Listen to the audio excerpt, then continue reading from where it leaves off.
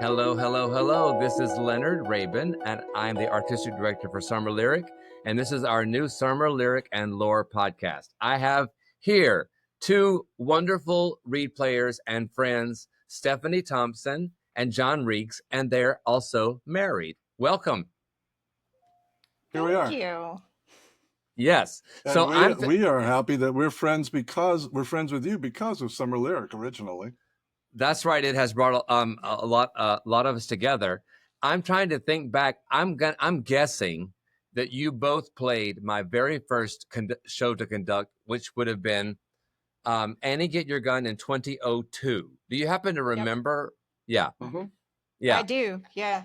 I remember that. So because I remember you all both in the pit, and I was so terrified because, it's just this realization that you can just throw the whole show into the toilet just with just one, if you don't play your cards right. But one thing I've noticed then and all the way until today, the orchestras have always been so fabulous because when I'm in a pinch and you all can see I'm in a pinch, you absolutely make it your business to get me out of a pinch. Sometimes you all can meet me on the other side of a few measures, and I have no idea how we got there because there's no good reason why it worked. But that's what I mean. I tell people all the time, like, if you have a good orchestra, you're set. So thank you all for your commitment. Well, that works both ways, though, Leonard, because we see so many conductors, and we see so many conductors even at Tulane with Summer Lyric, and you're the best. You know what you're doing, and you make it fun, and you get the job done, and it's always a joy. So don't sell yourself short, for sure. I appreciate Leonard, that. I think that's true. You know so well the music, you know what's going up on stage. And I think that's really important. Like, it feels really scary to be in a pit when the person might be okay in front of an orchestra, but they are not comfortable with stage work. And we feel that.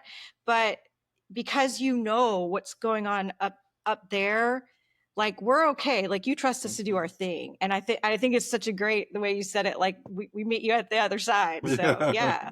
And an attitude is so important too. And I have to say too, I really feel, and I really mean this, I think people exactly like you, because you're like the first ones, you kind of raised me in a way, because in terms of instruments, because I've learned so much, even about conducting. I've learned. I mean, do you all remember Bobby Campo? Mm-hmm. Yes, trumpet. There was the first time I conducted Gypsy. I don't remember the year, maybe 2006 or something like that. I was playing that. Yeah, and there was one of those, da-da, and it's a pickup. And Bobby Campo said in the orchestra rehearsal, he said, just do this, da-da, and make the 16th note the downbeat. And like, otherwise I'd have to go, da-da. But it was so precise that way. And I have remembered that to this day, and I do it to this day. So, and also I've learned from you all, like, how not to transfer. I mean, early on I was a mess, but how to keep from transferring my anxiety onto you. And you know what I mean? Because wasn't on purpose, but like, I've learned over the years to be a little calmer, and I really appreciate that. Nice. No, it's great. It's a stressful situation for all of us. The fact that we put the show together in 3 or 4 rehearsals, and yet it's still Broadway quality, and we get the job done. And you're the ringmaster. Thank pull you. It all together for us and make our jobs easier. Yeah, Thank Leonard, you. When you were saying about things you've learned, I think I can remember times when, like playing in the wind section and we're doubling, right? And we have to make these fast changes. And I've seen over time, you're like, okay, now do you have to pick up a new instrument? Like, you ask us, like, so you know what's going on, because I think when you first started, a couple times we were like, oh, wait, we weren't ready. We weren't there because we have to switch. So there's just like so many little things that as a conductor that, people don't know you have to be responsible for or aware of anyway. So Yeah. And I think thank you. And I think something else people don't realize is that in so many shows, even some of the really established ones, you never know what these scores are going to have in store for you in terms of not syncing up, or one part will have a repeat and the other part it's written out instead of having a repeat. And how much time have we spent just trying to figure out, like, there's a random F sharp in the score that's not supposed to be there. You wonder how these things don't get more unified over the years. Yeah, and Yeah. is it because of the thing that's always funny to me about these things that I still keep learning is like, oh, well, we're not using the 1968 book, we're using the 1967.5 version, and this one had an oboe, but this one did, and I'm like, there's like 5 or 6 different, versions of any given show half the time, and which book are we playing? And like, I played this show, why doesn't this look familiar to me? Oh, because it was a different arrangement with a different combination. So yeah, it's always a surprise. So let's just go through. First of all, is there anything that you want to go into first before we just kind of hit each show, or anything you want to start with? Well, the fact that, and again, this is talking about history, but the fact that Stephanie and I, we've played together for many years in the orchestra and Louisiana Philharmonic and other settings. But as far as playing Broadway type shows in New Orleans and the surrounding area, there's nothing like Tulane. That we get to play this really good orchestra. It's mostly LPO players, which is a great help. And we get to do this, and every summer we look forward to it. It's like, what are you doing this summer? We're going so and so. We're going to play at Tulane Summer Lyric, and it's a treat for us. And of course, Stephanie and I always take it to the nth degree. We play a show for a week, and then we have 2 weeks off in between before the next show, and we don't stop singing the tunes for the entire 2 weeks. Like the worst earwigs in the world. We can't get them out of our head until the new show takes over. And then we've got a new set of earwigs. Absolutely. Yeah. Actually, I'm very glad that you all are, like, I think you're going to be the 4th ever episode that you're from the orchestra, because, as you know, Summer Lyric really values the orchestra. And I don't know if you know this or not, but a few years ago, she's still on our steering committee, but she was the chair of our steering committee, Barbara Workman. Yeah. She began an endowment drive. So actually, that is the purpose of the endowment, so that, of course, one doesn't spend the corpus of an endowment, but the money that it generates goes absolutely to the orchestra. So exciting. Oh, that's and great. every time we promote Summer Lyric, one of the first things that's said to the public is, with a full orchestra, no synthesizers, no piano reductions or recorded music. It's a full live orchestra, and you're going to get that every time. Yeah, love it. So let's just the first show is a chorus line. Have you both played that one? What are your takeaways, or your funny things about it, or whatever, just whatever your impressions are? Well, Stephanie found out a fun fact recently about the Broadway cast of Chorus Line.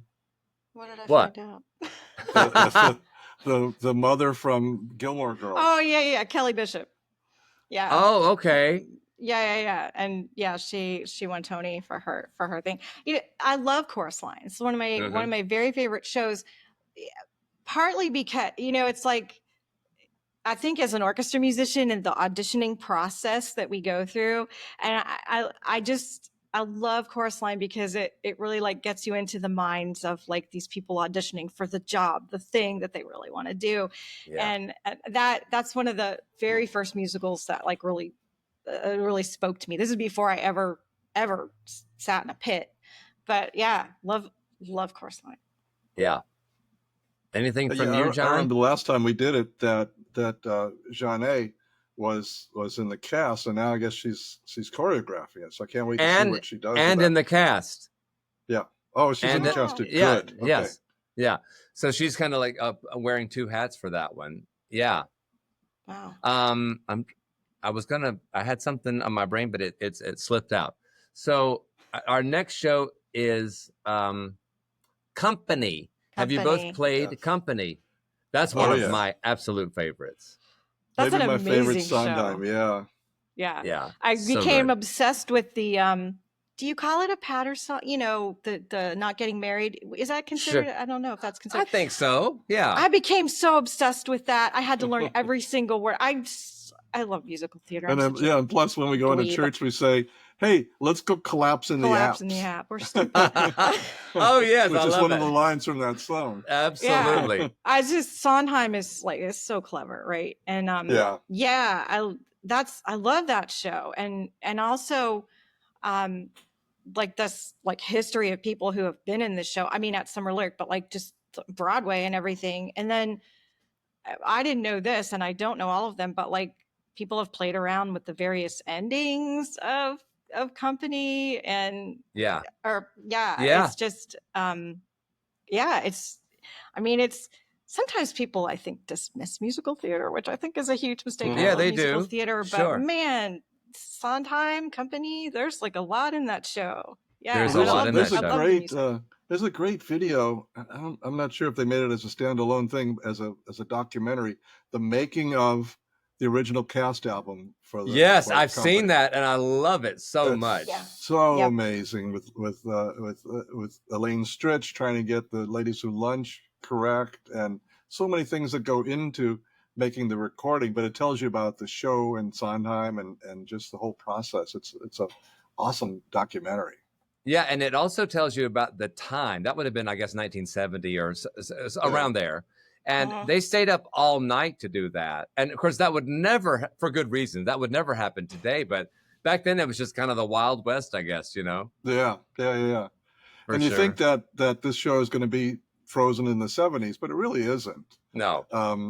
It's going to be really so much fun to watch and to think, oh yeah, this is sort of how we looked at life in the 1970s, but don't we still do a lot of this Absolutely. same kind of thinking? Yeah, and of course, the one most recently on Broadway was a gender bender where Bobby was a female, but they, sadly, when these kinds of revivals are done on Broadway, they don't allow us common folk to do them, so that version is not available. Oh. Okay. Yeah, but it is what it is. It'll still be great. Is that Yeah. a yet thing? Like not available yet? You never know. Maybe at some point, but I think it'll be years out. If I had to guess, but that could be interesting. Well, that was one of the last things Sondheim did before he died, was overseeing that transition. Yes, and so I would think that it's in his estate, and it'll take a while to get out. Oh, for sure, absolutely.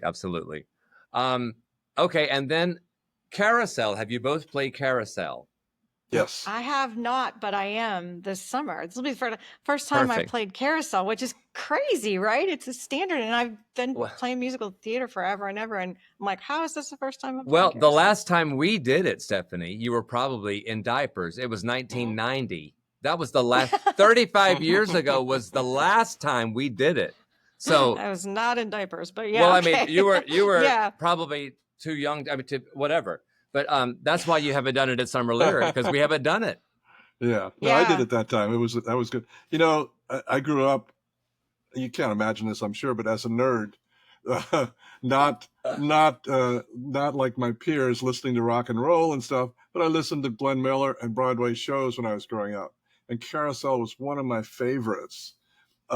It's got so many great tunes in it that are classics. That If I Loved You and the Soliloquy and You'll Never Walk Alone. But I like the weird songs, like the one about Julie Jordan and Stone Chuckers Chuck It on Stone. Watch how you say that.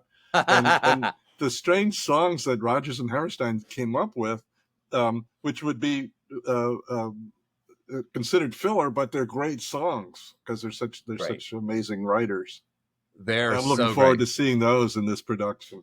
Yeah, absolutely. I mean, I'm looking forward to it too.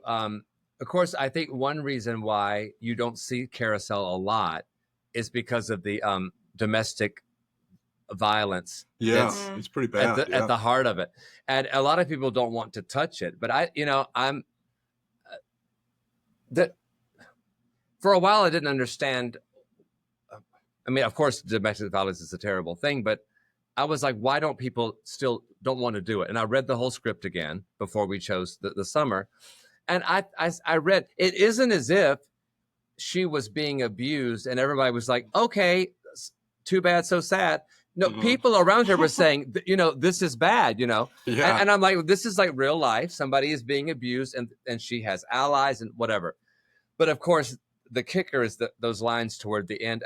Mommy, how can somebody hit you and it doesn't even hurt? Like, yes, it doesn't even hurt. I mean, that's so, of course, we're going to be very careful about how this is presented, and so that we do honor to the topic. That's a very dark topic, Well, and again, there's when I was saying earlier about like musical theater being dismissed as fluff and stuff, I think about a lot of shows that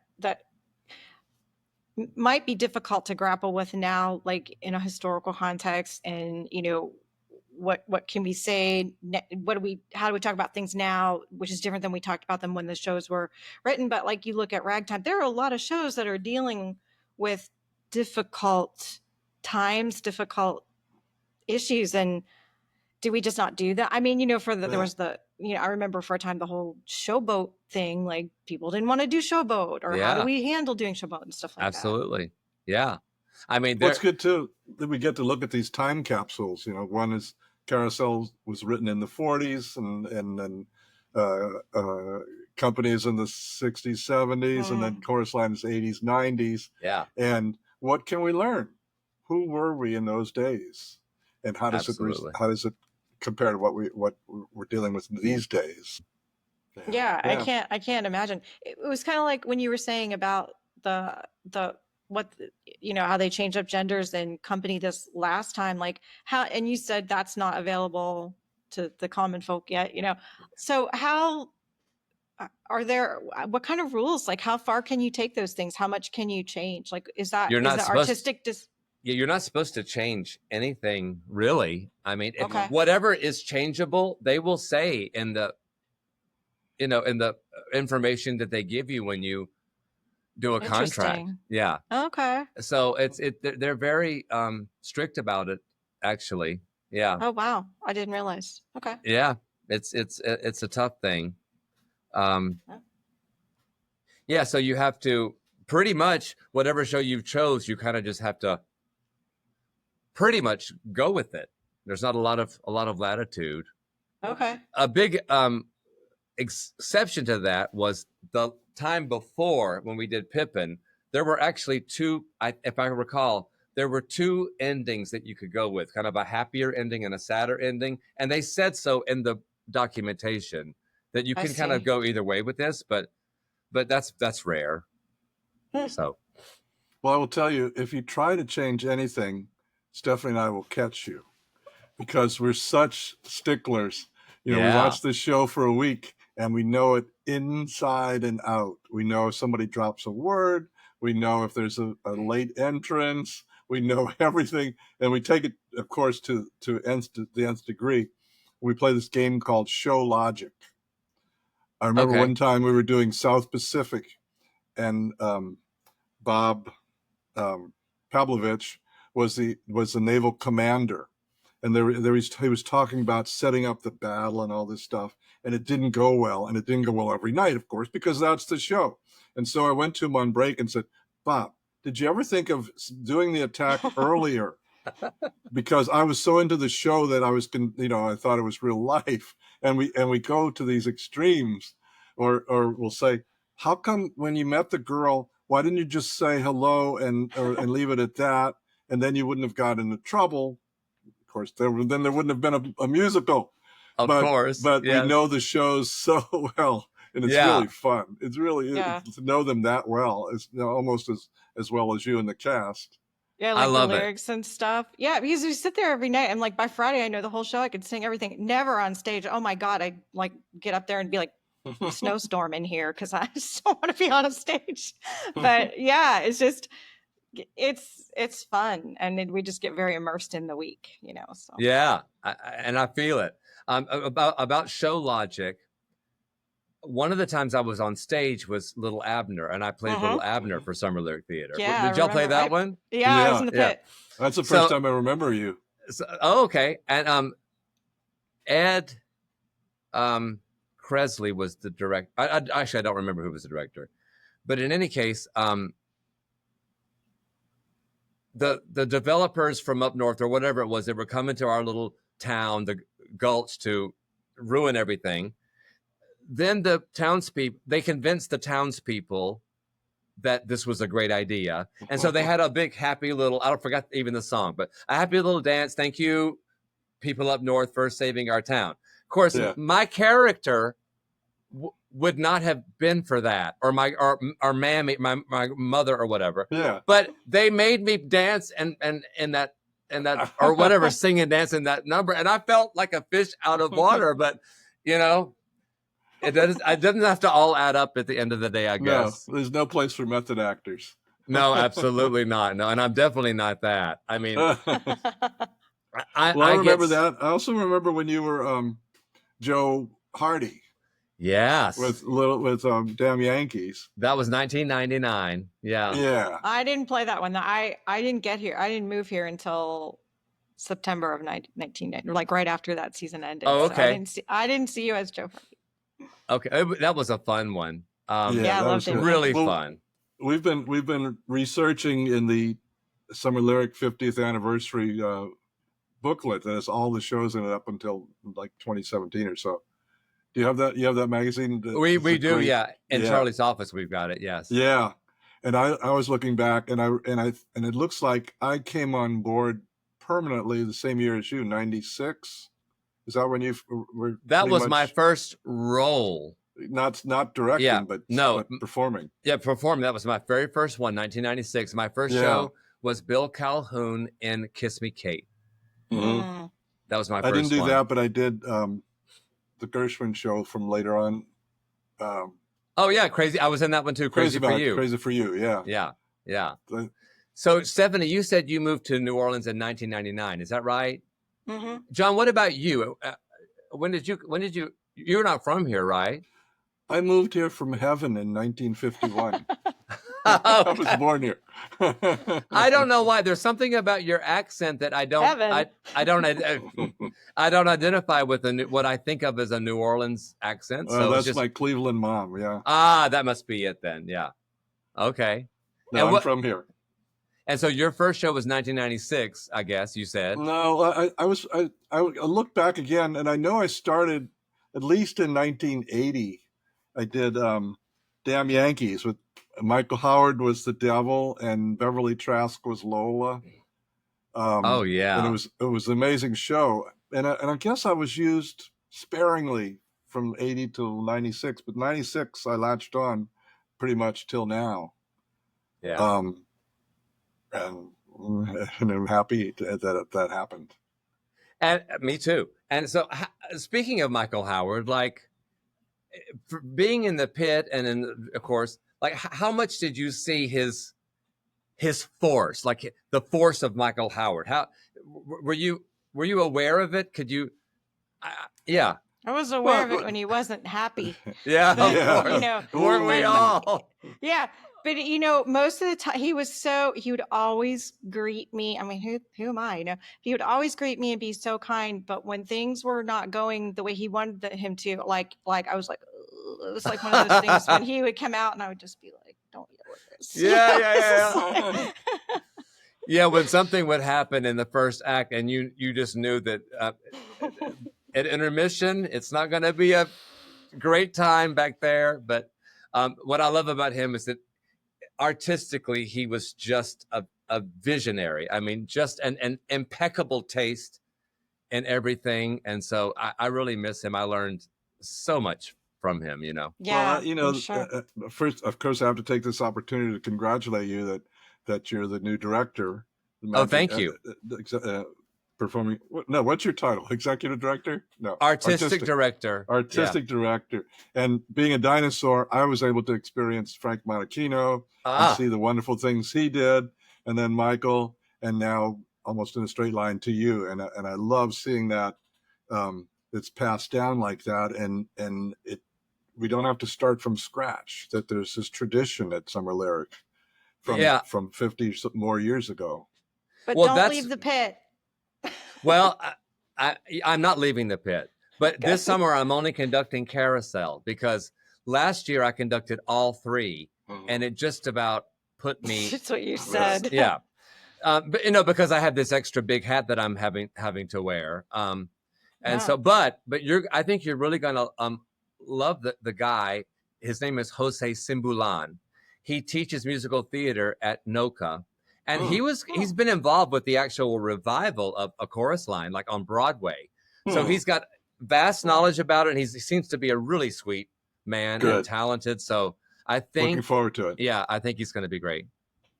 So look, we're almost at 30 minutes, and so I'm happy to leave it there unless you have something else you want to throw in there. Just not you, of course, but I'm so glad that we made so many friends. On stage, behind the scenes, Michael Batt, for example, the people on staff, Charlie, that we look at them as friends and family, and that it's not just going to a job. That when we play Summer Lyric, it's like, hey, let's all get together and put on a show. I hate to sound like Mickey Rooney, but that there's that aspect of it, that we're not just the hired help. That this is our responsibility, that we're part of this, and it makes it so much more fun. Yeah, I really feel that, and I really, it means a lot that you would say that. I'm thinking back to, did either of you play Sweeney Todd last year? Yes. I didn't play last year at all. Yeah, so I missed it. But I came to the show. There was a point in Sweeney Todd. I'm convinced it's not conductible. It's not possible because you've got the music going, and then you've got Liz doing a whole takeoff on Mr. Todd or something like that, which is in a different meter than everything else. And we tried it all kinds of ways, and it just can't, and it never was together at that point. But I mean, the audience would not have been aware of it because it's so chaotic anyway. But again, like every time when that sort of the music that ramps up to the end of that number, whenever we were there, we were all there together. And I'm just like, I don't know how that happened, but thank you for not taking a few more years off of my life here. I appreciate it.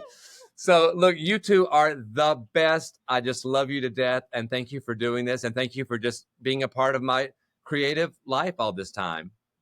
Well, we're looking forward to this summer. This is going to be great, and I can't wait to see the people out in the audience. And it's been like so many years of like friendship and music making, and I'm just thrilled I'm going to get to play Carousel this summer with you. Oh yeah, so, yeah, it's all good. It's all good. Thank you for doing this too. We got to sit around and talk musical theater. I know. Nice.